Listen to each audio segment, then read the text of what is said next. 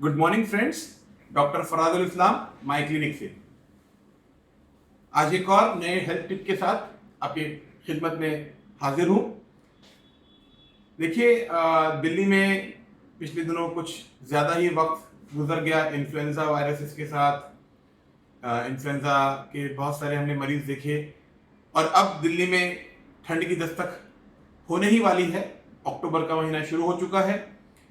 तो छोटी सी एक बात ये बताना चाहूँगा कि हम लोगों को अपने आप को वैक्सीनेट करा लेना चाहिए।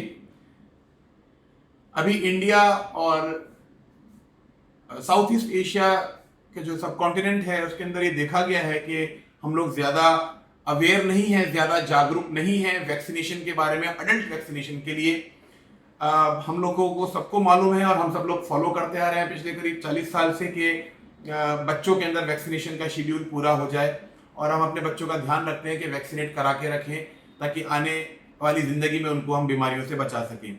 ऐसे ही अडल्ट वैक्सीनेशन का कंसेप्ट हमारे इंडिया के अंदर अभी बहुत ज़्यादा प्रेवलेंट नहीं है। तो इसी पे मैं दो बातें बताना चाहूँगा कि अडल्ट वैक्सीनेशन के लिए एक बात तो ये कि अडल्ट वैक्सीनेशन हमारे लिए बहुत ज़रूरी है कि जो लोग बड़े हैं, जो अडल्ट्स हैं, यानी 18 साल से ऊपर के जो लोग हैं, उनके लिए भी बहुत सारे किस्म की वैक्सीनेशन मौजूद हैं जिसके लिए हमको वैक्सीनेट कराते रहना चाहिए। नंबर 1।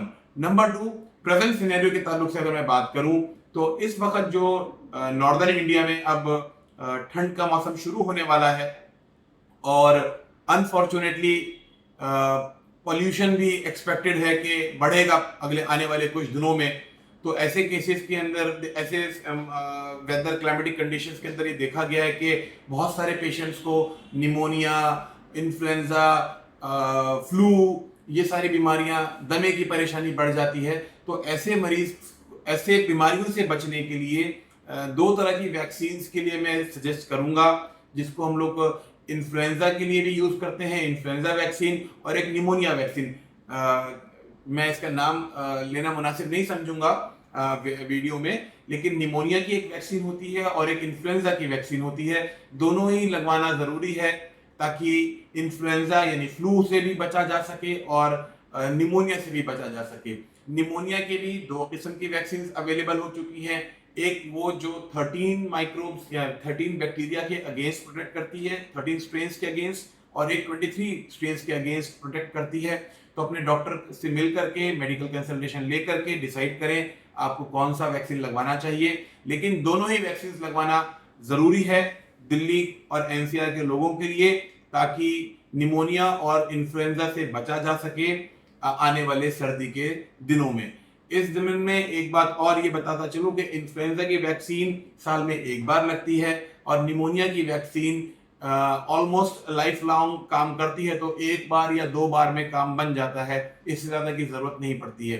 तो जो लोग 60 साल से ऊपर हैं या 65 साल से ऊपर हैं, वो लोग ज़रूर लगवा लें, चाहे उनको कोई भी कोमॉर्बिडिटी यानी कोई भी बीमारी पहले से हो या ना हो। अगर किसी को नहीं भी है तो भी वो ये दोनों वैक्सीन अपने डॉक्टर से मिल करके कंसल्टेशन लेकर के लगवा लें, ताकि आने वाले दिनों में इन्फ्लुएंजा और निमोनिया से बच सके।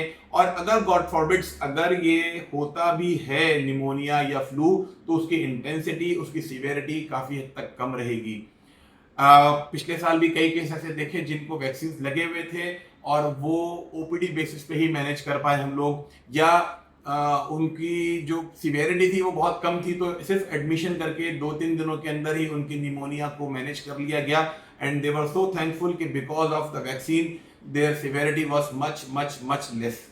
तो आप लोगों से गुजारिश है कि अपने आप को प्रोटेक्ट करने की कोशिश करें, जितना हमारे हाथ में है उतना प्रोटेक्ट कर लें। बाकी हम लोग कोशिश ये करें कि मास्क का इस्तेमाल बढ़ा दें, डिस्टेंसिंग का इस्तेमाल रखें, डिस्टेंसिंग करते रहें ताकि निमोनिया और इन्फ्लुएंजा से बचा जा सके। लास्ट पॉइंट ये कि निमोनिया की जो वैक्सीन है वो सिर्फ निमोनिया से ही नहीं बचाएगी, बल्कि कई सारे पेशेंट्स के लिए ये मेनिंजाइटिस में भी हेल्पफुल होती है। कई सारे पेशेंट्स को जिनको ईयर के इन्फेक्शन हो चुके हैं उसमें भी हेल्पफुल होती है। तो आइए समझ लें कि किन किन को लगवाना जरूरी है। मैंने बताया, जिनको ब्लड प्रेशर हो, शुगर हो, चाहे वो किसी भी एज ग्रुप के हो, जिनको किडनी फेल या किडनी की डिजीज हो वो भी लगवाएं, जिनको लिवर की प्रॉब्लम्स हो या लिवर फेलियर हो वो भी लगवाएं, जिनको हार्ट की दिक्कत हो किसी भी किस्म की, चाहे उनको एंजियोप्लास्टी हो चुकी हो, चाहे उनका बाईपास हो चुका हो, या उनके अंदर कुछ मिनिमल ब्लॉकेज हो जिसके लिए वो दवाइयाँ खा रहे हैं, वो भी लगवाएं। जिसको टीबी हो चुकी है या लंग्स की कोई बीमारी है वो भी लगवाएं।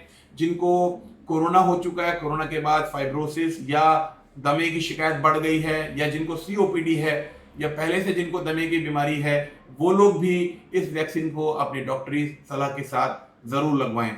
जिनको दिमागी टीबी पहले हो चुकी है उनके लिए भी ये जरूरी है कि आइंदा आने वाले वक्त में अपने आप को निमोनिया और फ्लू से बचने के लिए ये लोग वैक्सीन लगवाएं।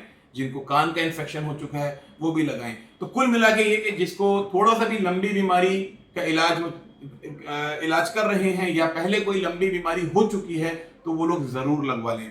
लास्टली, जो लोग मेडिकल प्रोफेशन से ताल्लुक रखते हैं, चाहे वो डॉक्टर्स हों, चाहे वो नर्सिस हों, चाहे वो पैरामेडिकल स्टाफ हों, चाहे वो ECG technicians, OT technicians, lab technicians, या वो लोग जो डॉक्टर्स के पास रेगुलरली विजिट करते हैं, चाहे वो किसी भी शक्ल में हो, चाहे वो किसी कंपनी के एग्जीक्यूटिव हो, चाहे वो जो सफाई या जो लोग डॉक्टर्स की क्लिनिक पे या हॉस्पिटल के अंदर वार्ड बॉयज हैं, जो पैरामेडिकल स्टाफ है, वो लोग भी जो डॉक्टर्स के साथ या पेशेंट के साथ इंडल्ज होते हैं, वो लोग भी इस वैक्सीन को जरूर लगवाएं। Thank you so much. अपना ख्याल रखिए। All the best.